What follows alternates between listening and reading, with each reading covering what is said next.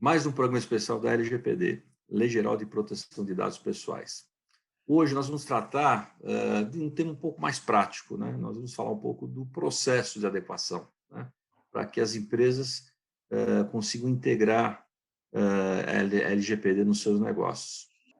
E para isso, quem vai falar hoje muito com os senhores e está fazendo o processo de adequação aqui na FENACOM é a doutora Suzana. Então, doutora Suzana, tudo bem? Como é que está? Já Bom apresentando dia. aqui para quem não a conhece e trazendo essa novidade aí sobre essa questão da adequação, que não é muito fácil, mas também não é nada muito complicado. Acho que tem todo um critério que tem que ser adotado e é isso que a gente vai trazer um pouco a parte prática disso. Tudo bem, doutora Suzana? Bom dia, presidente. Tudo bem, tudo bem. Agradeço a oportunidade de falar um pouquinho aqui sobre esse processo de adequação. Ok, vamos lá. Traga um pouco, então, do nosso conhecimento, dos problemas, enfim, né? Faça uma Isso. apresentação interessante.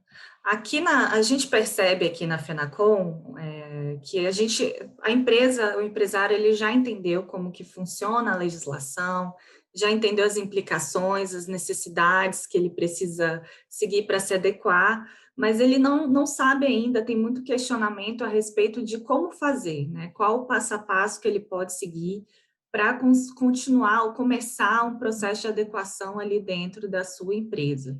Então, eu trouxe aqui um fluxo de trabalho, né, para que a empresa dê esse pontapé, para que ela consiga ali nortear, que vai nortear a jornada do processo de adequação interno. Eu queria só esclarecer que isso não é um modelo engessado, tá? Não existe uma fórmula pronta para esse tipo de processo de adequação, então aqui não são etapas taxativas, a gente pode ir aprimorando esse método de acordo com que o trabalho for sendo desenvolvido ali na empresa. Por exemplo, aqui eu trouxe 7 etapas básicas que uma empresa pode seguir, mas na FENACOM, por exemplo, nós temos 16 etapas, né? Porque nós pegamos um conteúdo, um cronograma macro e subdividimos eles em pequenos processos para que isso tenha aderência no programa de uma maneira mais forte. Esse método aqui também, ele não está na legislação de uma maneira explícita, são boas práticas que os profissionais de privacidade têm buscado, principalmente na Europa, que é de onde a nossa legislação foi espelhada no GDPR, né, no regulamento europeu. Então, dali a gente tem buscado melhores práticas para orientar nesse programa de adequação até que a NPD traga orientações mais robustas nesse aspecto, tá? Então, vou só compartilhar aqui rapidinho a minha tela, para que todos possam entender como que funciona um processo de adequação, os passos que a gente pode seguir para sair de um estado de desconformidade e ingressar num estado, então, de conformidade. Então, como eu disse, aqui eu trouxe algumas etapas do processo de adequação. Aqui a gente inicia pela criação de um comitê de privacidade, passa pela conscientização, mapeamento de dados, eu vou falar de cada uma dessas aqui, bem resumidamente, para que você possa entender um pouquinho de como fazer. Definição de maturidade, análise de falha e riscos, até está com uma repetição aqui, depois eu vou corrigir. Planejamento e monitoramento. A primeira etapa que é interessante a gente iniciar, presidente, é a criação de um comitê de privacidade e proteção de dados. Esse comitê, ele não é uma obrigação legal, a legislação não traz uma necessidade explícita da criação de um comitê, mas ele vai ajudar ali o DPO, o encarregado de dados, a facilitar, vai ser um facilitador da promoção da cultura em proteção de dados dentro de uma instituição. Ele é uma representação corpórea, da visão empresarial da entidade acerca da proteção de dados. Então, o que esse comitê ele vai fazer? Ele vai propor políticas, sendo o porta-voz da necessidade do cumprimento dessa conscientização de todos os agentes internos envolvidos ali no tratamento de dados pessoais. Ele vai gerenciar as atividades relativas ao tratamento de dados pessoais. Ele também vai fiscalizar os processos que também envolvem o tratamento de dados pessoais. Então, ele é integrado por pessoas chaves dentro de uma instituição que vão auxiliar o DPO ou o consultor de privacidade em todo esse processo. Então, quando o DPO, por exemplo, o encarregado de dados, ele traz uma recomendação a partir dos processos que ele vai analisando, reúne um comitê para que a gente decida, olha, essa aqui é a melhor decisão a se tomar em relação a esse tratamento de dados, né? Então, a gente sempre fala que o processo de adequação, ele é um processo multidisciplinar. Por isso que é importante ter algumas pessoas essenciais, chaves aí nesse comitê, que são pessoas do departamento jurídico, alguém da parte de segurança da informação, do compliance, se tiver, né? Às vezes a empresa é muito pequena e não tem condições de formar um comitê desse, em relação ao Bom, tamanho. essa questão do comitê, eu queria só fazer um comentário aí. Na verdade, como você bem disse, não existe um regramento, uma obrigatoriedade, até porque a NPD não definiu essas questões, por enquanto, né? Talvez não defina isso. Mas a questão do comitê é extremamente essencial, independente do tamanho da empresa, porque se traz um comprometimento em toda a base, toda a estrutura, né? Até na divulgação, na conscientização, e o comitê está lá justamente para poder trazer esse apoio, né? Falar, vamos fazer, quer dizer, dar aquela força, está mais próximo das pessoas nos departamentos de geral da empresa, tá certo? Então, isso facilita, independente, volto a falar, do tamanho da empresa, né? Se a empresa é muito pequenininha, ou talvez o dono possa participar de um comitê desse, junto com algum funcionário mais chave, como você falou, sempre tem alguém de TI na empresa, então, pega essa pessoa para poder participar disso e engajar todo mundo da empresa na necessidade de conscientização desse processo. Exato. Ainda que seja uma empresa pequena, por exemplo, partindo de uma ideia, né, aqui de um escritório contábil pequeno, ele vai ter ali um jurídico terceirizado, uma TI terceirizada, ele pode chamar essas pessoas ali daquelas empresas prestadoras de serviço para compor ali com ele e auxiliar nesse processo também. Outra coisa importante é que todas as decisões que saiam desse comitê, ou do próprio DPO, enfim, da pessoa que está fazendo o processo de adequação, ela precisa ser registrada, e isso a legislação é clara em falar do registro, né, do tratamento de dados pessoais. Pode ser que futuramente a NPD traga uma responsabilidade diferenciada em relação a esse registro da atividade para o pequeno e médio empresário, mas a princípio, todas as empresas que fazem tratamento de dados pessoais, elas precisam ter isso de maneira registrada. Então, qualquer decisão que tomou, medida adotada, reuniu o comitê, fechou o comitê, registra esse ato, né, vai registrando o processo, para, eventualmente, se precisar demonstrar, já está tudo ali pronto, você não vai precisar criar, né, porque o processo, ele é contínuo, a gente tem que estar sempre em continuidade com ele. Então, essa é a primeira grande etapa e eu acho que é uma das mais essenciais no processo de adequação. Depois disso, presidente, outra coisa que é importante a gente falar também é da conscientização. Nós, inclusive já tivemos aqui um vídeo falando da conscientização com o Dr. Fabrício Mota, e é uma etapa extremamente fundamental no processo, porque é aqui que a gente vai levar o conhecimento da legislação para as pessoas internas, né? Fazer com que essas pessoas entendam a lei, as potenciais mudanças que vão surgir ali no ambiente de trabalho e os cuidados que eles devem ter com os dados dos titulares a partir de então, né? E outra coisa muito importante é chamar a responsabilidade de todos, porque um programa dessa magnitude não vai funcionar se todos os funcionários estiverem envolvidos, né? Outra coisa que precisa ser bem colocada nesse processo de conscientização, nesse treinamento, são as penalidades e as responsabilizações que as empresas estarão sujeitas em caso de descumprimento da lei, né? Então, a gente fala que aqui esse processo serve para educar, para mitigar os riscos e também para trazer segurança. São os pilares de um programa seguro, de um ambiente seguro, que são as pessoas, os processos e também as tecnologias, porque dentro desse processo aqui, o mais volátil são as pessoas mesmo. Eu trouxe até aqui uma informação que a gente vê que a maioria dos incidentes de insegurança, os grandes casos de vazamento de dados que a gente tem visto aí na mídia, eles são decorrentes de ações internas de funcionários. Então, é muito importante o funcionário ter consciência de que ele não vai poder clicar ali num e-mail, abrir um arquivo que ele não conhece, porque isso pode comprometer todo um sistema de segurança, né? Todo um sistema interno de informações e causar um vazamento. Eu trouxe aqui um caso de 10 milhões de reais do Inter, que foi decorrente por conta de uma ação interna também. Isso está em investigação ainda pelo MP, mas o vazamento ele teve uma ação nesse sentido. E outra coisa que a gente vê também, às vezes, é um funcionário que leva todas as informações, todo o banco de dados de uma empresa, porque a gente não segmentou ali acessos, porque muitas vezes não teve esse controle e não chamou ao funcionário a responsabilidade que ele precisa ter, e também ele pode ser responsabilizado junto com a empresa, desde que a empresa faça essa conscientização e essa alteração ali no contrato dele também, que é um momento posterior. Até aqui tudo bem? Então vamos lá, uma outra etapa que é importante falar é a definição de maturidade. Essa definição de maturidade a gente inicia para saber como que a empresa está em relação à LGPD hoje.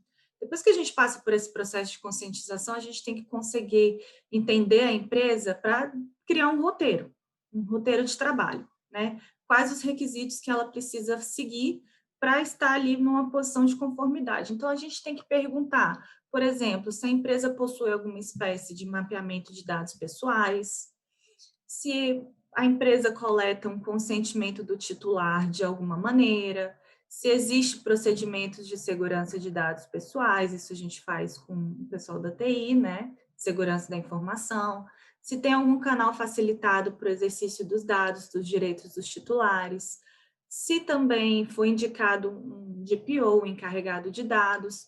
Então, a partir disso, a gente consegue criar uma foto, um panorama da empresa para traçar um plano de trabalho. Então, por exemplo, digamos que a empresa não iniciou ainda nenhum tipo de processo desse processo de adequação, não iniciou nada. Então, ela vai ter que começar pelo mapeamento de dados pessoais, que é aquele inventário, né? A gente fala muito de mapeamento de dados pessoais, a gente escuta muito falar, e o que é isso? O que é esse inventário?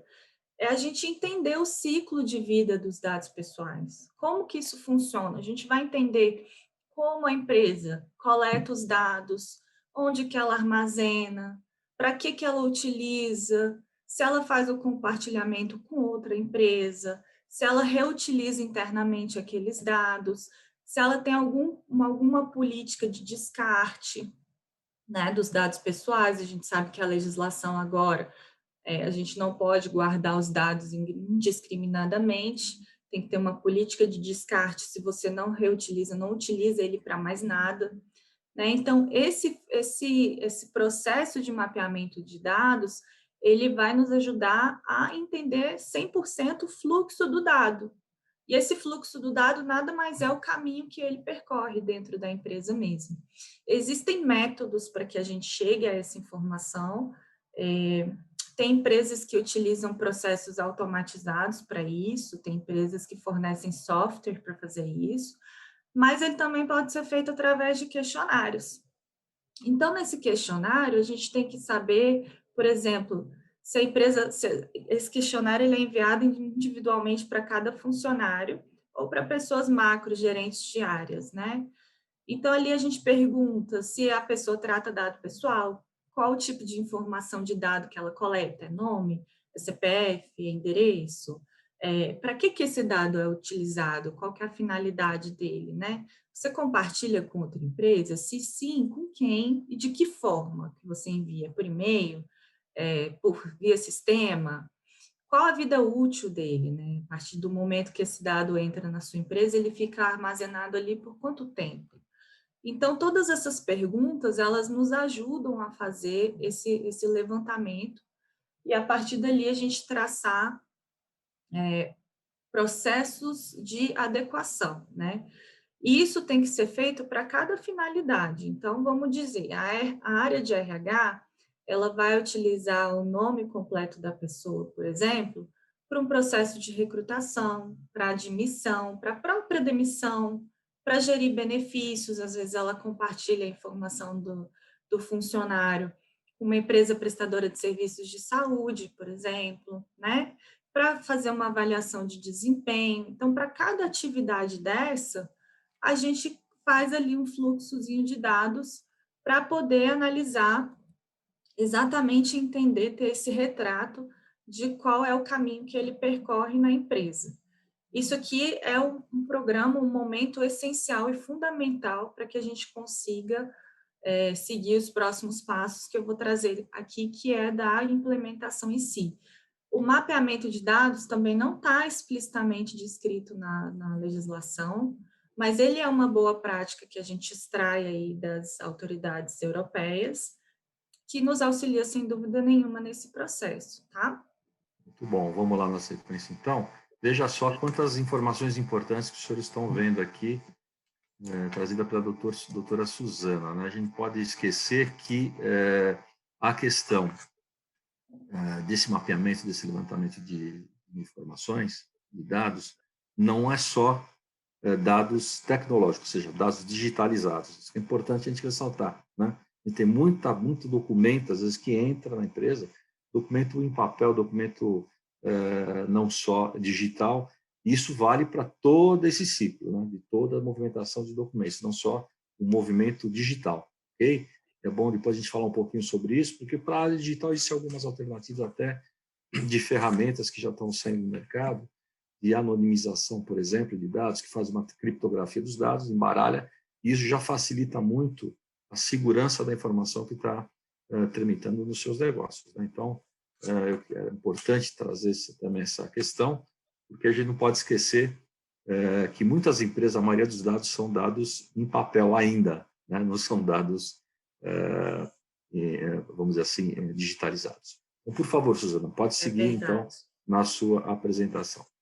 É verdade, excelente comentário, presidente. Os dados pessoais, a lei, ela vai valer para todo o ambiente. Se a empresa for uma empresa digital, uma empresa offline, o cuidado precisa ser o mesmo, a exigência da legislação vai ser a mesma, né? Então, aqui seguindo, a gente tem uma outra etapa que a gente chama de avaliação de falhas e riscos. Isso aqui, na legislação estrangeira, ela é chamada de gap analysis. Algumas pessoas já devem ter ouvido falar desse gap analysis. E o que é esse gap analysis? Eu vou fechar um pouquinho a câmera, a apresentação, para poder conversar aqui melhor com as pessoas. O gap analysis é um momento que a gente vai fazer a identificação dos problemas, né, e quais os riscos que eles podem gerar para as empresas. E o que são esses riscos, né? Os riscos, eles são os processos irregulares que a gente identificou ali dentro da empresa. Por exemplo, um risco de coleta excessiva para o cumprimento daquela finalidade. Vamos supor que eu estou coletando dados, muitos dados que são desnecessários para aquela finalidade que eu defini. Vou dar um exemplo simples de um processo de compra, né? Eu vou lá, entro no site, faço uma compra pelo site, a empresa me pede tudo da minha vida, pede meu endereço, pede meu CPF, pede meu e-mail, pede até meu signo. Não precisa de muitas vezes desse tanto de informação. Então, a coleta excessiva, ela fere um dos princípios da legislação e ela é um processo irregular que tem que ser corrigido, né? A utilização daquele dado pessoal para uma finalidade diversa também. Às vezes eu coleto o endereço de alguém para enviar a mercadoria e depois eu passo a utilizar esse dado internamente para um levantamento de mercado naquela região. Na primeira atividade, eu tenho como base legal o cumprimento de uma obrigação contratual. Você comprou um produto comigo, eu preciso te enviar, então eu preciso do seu endereço. Mas para uma segunda finalidade ali que está no escopo de análise de mercado, eu não defini uma base legal. Então isso viola uma lei.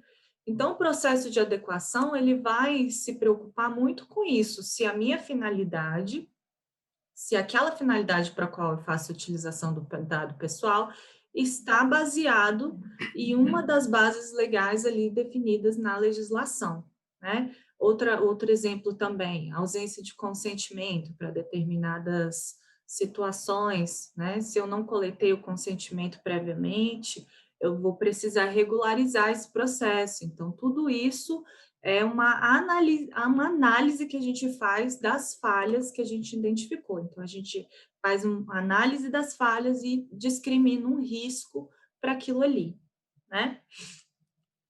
A partir disso, nós vamos ter um outro processo também, que é muito importante, que é o do planejamento e da implementação em si. Uma vez que a gente faz isso, a gente consegue ali traçar um plano de ação mais concreto, iniciar através daquilo que é mais urgente, com prazos. A gente vai definir prazos. Por exemplo, eu tenho que fazer um alerta de cookies no meu site. Então, eu vou fazer isso até o dia 15 de maio, junto com a minha equipe. Então, nesse processo de planejamento, a gente traça realmente um cronograma de trabalho com datas, né?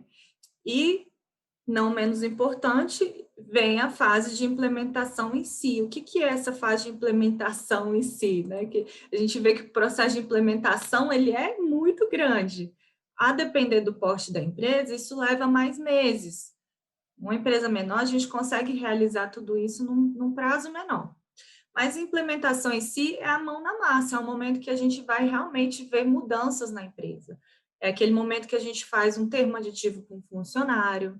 Aqui até recomenda-se fazer um novo tratamento, porque é um momento que se verão mesmo alterações robustas no dia a dia, segmentação de acesso de funcionário, é a gente revisar os contratos, é a gente mandar termos aditivos para os nossos parceiros também, com a adição de cláusulas de LGPD nos contratos, né? Então, esse é um processo também longo, mas é o processo, o momento que a gente vê também as coisas acontecerem, aquela publicação da política de privacidade interna, né?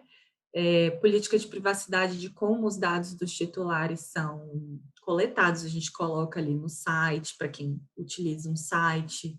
Nós também colocamos ali para os nossos titulares como eles podem exercer os direitos deles. Por exemplo, a gente sabe que a legislação ela exige que a gente, enquanto controlador de dados, a gente tem que fornecer ao titular formas dele exercer os direitos deles. Por exemplo, eles não querem mais que a gente faça tratamento de dados pessoais dele. Então, a gente tem que gerenciar esses pedidos. Então, também são outras formas que a gente tem que implementar aqui, né? Então, se a empresa chegou até aqui, e ela vai chegar, com certeza, a gente já pode considerar que está em outro patamar em relação ao cumprimento da Lei Geral de Proteção de Dados. É um momento muito importante da empresa. E depois, por fim, a gente passa para um processo de monitoramento, que é até coloquei uma frase aqui, que a dedicação necessária no monitoramento de um processo deve ter a mesma intensidade equivalente da sua aplicação, né, presidente? É um processo contínuo, a empresa sempre terá novos processos, então a gente tem que saber ali se todo aquele tratamento que a gente instituiu está sendo efetivo, qual o feedback que está tendo dali, se a gente precisa adaptar alguma coisa, né? Como eu disse, vão surgindo demandas novas, vão surgindo produtos novos, então a gente tem que estar sempre gerenciando essas informações, acompanhando isso na empresa de uma maneira sempre contínua, né? Muito bem, é isso mesmo. Então, dentro dessa lógica, é importante os senhores saber, quer dizer, a doutora Suzana trouxe aqui a nossa experiência, quer dizer, já criou uma metodologia aqui, parabéns, interna, de trabalho para a gente poder se adequar à nossa legislação brasileira, né? Hoje, com uma coisa nova, teoricamente nova, apesar da lei não ser tão nova, né? Mas a própria ANPD, que é o órgão regulador dessa lei, agora que ela está começando a trazer inovações e se manifestar de forma mais efetiva relativamente a essa legislação, mas o que fica muito claro a todos nós é o seguinte: a gente precisa ter a consciência, todos precisam ter nos seus processos a integração da Lei Geral de Proteção de Dados Pessoais, sem exceção, né?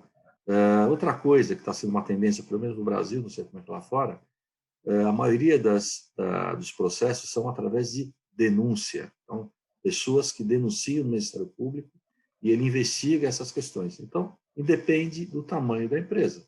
Então, o que é importante cada um ter na sua ponta aí, com muito critério, dentro desse conceito todo que foi colocado aqui. Precisa ter a rastreabilidade das informações, ou seja, precisa ter o histórico disso, a guarda disso. Se amanhã, eventualmente, houver uma denúncia da sua atividade, da sua empresa em alguma situação, e se você está dentro de um processo de guarda de documentos, você tem condição de mostrar à autoridade que, de fato, você tem esse processo. E pode ter falhas? Pode, só que isso ameniza demais, inclusive as sanções. É importante ter isso em mente. O fato de você levar o processo e guardar isso como critério, processo, né, ter a rastreabilidade dele, para provar ao ente público que está lá querendo entender o que está acontecendo, né, de que você, de fato, tem essa intenção, essa boa intenção. Pode ter falhas? Pode. Pode, porque ninguém é perfeito, como bem disse a doutora Suzana, você tem um determinado tipo de procedimento, de processo, entra uma inovação, uma forma de trabalhar diferente, cria um processo, teoricamente, um pouquinho diferente. E se você ainda não atualizou e acontece alguma falha ali, por exemplo, e há uma denúncia, por exemplo, né, você mostra a sua intenção, você tem. Então, o histórico, a rastreabilidade das operações são extremamente importantes para que você possa se defender e tenha realmente uma sanção muito mais suave do que uma multa que pode chegar até 2% do faturamento total da sua empresa no ano anterior. Então, meus amigos, chegamos ao fim do nosso projeto. Eu vou pedir as últimas palavras da doutora Suzana para a gente poder encerrar esse programa. Eu sei que vocês ficaram tristes aí na ponta, mas é assim mesmo. A gente está dando mais um pitaco aí, trazendo um pouquinho mais de experiência do que está acontecendo hoje no mundo da LGPD. Doutora Suzana, por favor. Isso, eu queria só dar uma dica aqui por fim. O site do gov.br, ali do governo federal, ele trouxe alguns guias operacionais para adequação à LGPD. É uma ferramenta ali muito interessante que vale a pena conferir. A gente sabe que é para os órgãos governamentais, mas podem sim auxiliar e muito as empresas nesse processo de adequação. Vários guias de como você fazer uma conscientização, de como fazer um processo ali de inventário. Então, vale a pena conferir, que isso vai ajudar você no procedimento interno, com certeza. E é isso, eu agradeço, presidente Sérgio, a oportunidade, e eu queria pedir para as pessoas também que, se tiverem alguma dúvida, quiserem algum conteúdo específico, deixem os comentários aqui no nosso YouTube, que é muito importante para a gente estar sempre trazendo conteúdos relevantes em relação ao LGPD para todos os empresários. Ok, meus Obrigada. amigos. Então, obrigado, doutora Suzana, obrigado a vocês que nos assistem até hoje. E até a semana que vem, até a próxima semana, com um novo programa especial sobre a Lei Geral de Proteção de Dados Pessoais. Um forte abraço e até a próxima semana.